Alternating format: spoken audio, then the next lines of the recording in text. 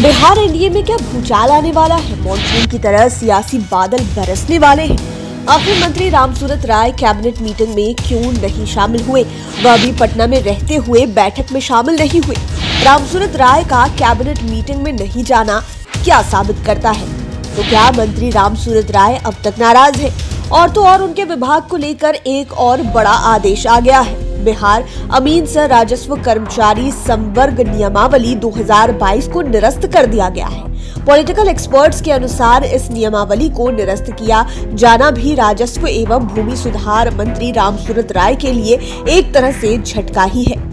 ऐसे में यह भी सवाल उठने लगा है कि क्या मंत्री रामसूरत राय नियमावली के निरस्त किए जाने को लेकर फिर नाराज हो गए हैं। कहा जा रहा है कि वो सीओ और अन्य अंचल कर्मियों के तबादले को रद्द किए जाने को लेकर पहले से ही मर्माहत हैं और सरकार के खिलाफ गुस्से में हैं। सियासी गलियारे में शोर तो यह भी उठने लगा है कि क्या मंत्री रामसूरत राय इस्तीफा देने वाले हैं। बिहार में मॉनसून ने लोगों को गर्मी से राहत दिला दी है, लेकिन मंत्री को लेकर कयासों का बाजार गर्म है और इन सारी कयासबाजियों पर तभी विराम लगेगा जब मंत्री रामसूरत राय मीडिया के सामने आएंगे और अपनी चुप्पी तोड़ेंगे। देखिए तो राजस्व व भूमि सुधार विभाग में यह सारा बखेड़ा सीओ तथा अंचल कर्मियों के तबादले के बाद से ही शुरू हुआ। मंत्री रामसूरत राय के निर्देश पर राजस्व एवं भूमि सुधार विभाग में पिछले महीने की अंतिम तारीख यानी कि 30 जून को 186 अधिकारियों का ट्रांसफर किया गया था। इसमें 149 अंचलाधिकारी, 27 सहायक बंदोबस्ती अधिकारी, 2 चकबंदी अधिकारी समेत अन्य शामिल थे। लेकिन इस ट्रांसफर पोस्टिंग की लिस्ट आते ही विभाग से लेकर सियासी गलियारे तक में कानाफूसी शुरू हो गई। मामला सीएम नीतीश कुमार तक पहुंच गया। मुख्यमंत्री ने कड़ा एक्शन भी लिया और सारे तबादले को लगभग 8 दिनों के बाद रद्द कर दिया। तबादले को रद्द होते ही प्रशासनिक महकमे में हंगामा मच गया।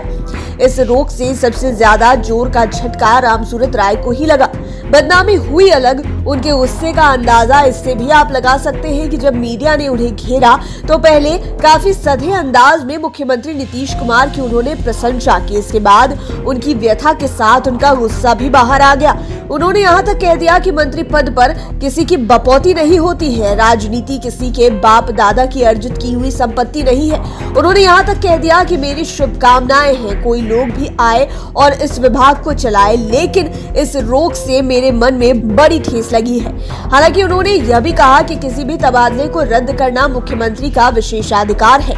मुख्यमंत्री कोई भी निर्णय ले सकते हैं, किसी भी मंत्री के आदेश पर रोक लगा सकते हैं। पहले आप उस आदेश को देखिए जिसमें राजस्व एवं भूमि सुधार विभाग के तबादला वाले 4 आदेशों को मुख्यमंत्री नीतीश कुमार के स्तर से एक साथ कैंसिल कर दिया है। तो आपने मुख्यमंत्री के आदेश की कॉपी को अपने स्क्रीन पर देख लिया। अब उस नए आदेश को स्क्रीन पर देखिए जिसके माध्यम से राजस्व और भूमि सुधार विभाग की नियमावली को कल की कैबिनेट मीटिंग में निरस्त किया गया। आप देखिए इसमें क्या लिखा है। इसमें लिखा हुआ है बिहार अमीन सह राजस्व कर्मचारी संवर्ग नियमावली 2022 को निरस्त करते हुए बिहार अमीन संवर्ग नियमावली 2013, बिहार अमीन संवर्ग नियमावली 2016, बिहार अमीन संवर्ग नियमावली 2017, बिहार राजस्व कर्मचारी संवर्ग नियमावली 2011 एवं बिहार राजस्व कर्मचारी संवर्ग नियमावली 2013 को पुनर्जीवित करने के संबंध में पॉलिटिकल एक्सपर्ट्स की माने तो इसी प्रस्ताव की वजह से मंत्री रामसूरत राय कैबिनेट की मीटिंग में शामिल नहीं हुए थे। हालांकि इसकी अधिकृत रूप से पुष्टि नहीं हुई है। पॉलिटिकल एक्सपर्ट्स की माने तो एक ही महीने में राजस्व और भूमि सुधार विभाग के 2 बड़े आदेश रद्द कर दिए गए हैं। बिहार अमीन सह राजस्व कर्मचारी संवर्ग नियमावली 2022 से संबंधित यह नियमावली भी इसी साल लाई गई थी। ऐसे में यह चर्चा तेज है कि मंत्री रामसूरत राय अपनी ही सरकार से खासे नाराज हैं, क्योंकि तबादला रद्द होने के बाद मंत्री रामसूरत राय गुस्से में मीडिया के सामने काफी कुछ कह गए थे। बीजेपी के अंदरूनी सूत्रों की माने तो बाद में इन्हें इस मामले में बयानबाजी से परहेज करने को कहा गया था। दरअसल तबादला प्रकरण जब हुआ उसके 2 दिन बाद ही प्रधानमंत्री नरेंद्र मोदी पटना आने वाले थे और ऐसे में बीजेपी का केंद्रीय नेतृत्व नहीं चाहता था कि नीतीश कुमार के साथ बीजेपी बीजेपी का कोई पंगा हो। इसके बाद रामसूरत राय तब से चुप ही हैं, लेकिन उनका गुस्सा कम नहीं हुआ है, इससे इनकार नहीं किया जा सकता। अब ये गुस्सा कैसे उतरेगा या इसका साइड इफेक्ट क्या होगा, अभी कहना जल्दबाजी होगी, लेकिन सवाल तो उठ ही रहा है कि पटना में रहते हुए मंत्री रामसूरत राय का कैबिनेट मीटिंग में नहीं जाना साफ बता रहा है कि एनडीए में ऑल इज नॉट वेल वाली स्थिति है। बहरहाल एनडीए में बीजेपी और जेडीयू के बीच केवल यही मामला नहीं है, अग्निपथ को लेकर भी दोनों दल आपस में भिड़े हुए हैं। जेडीयू संसदीय बोर्ड के राष्ट्रीय अध्यक्ष उपेंद्र कुशवाहा ने 2 दिन पहले ही ट्वीट कर सीधे केंद्रीय रक्षा मंत्री राजनाथ सिंह से सवाल दाग दिए थे।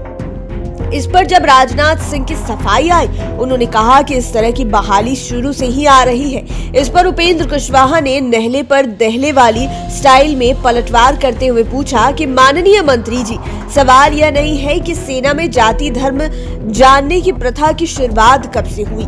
मेरा सीधा सा सवाल तो यह है कि आखिर इसका औचित्य और प्रासंगिकता क्या है। अगर अप्रासंगिक परंपरागत कानूनों को समाप्त किया जा सकता है तो परंपरा के नाम पर इसे बनाए रखने का कुतर्क ही क्यों। इसके अलावे पीएफआई वर्सेस आरएसएस का मामला भी चल रहा है।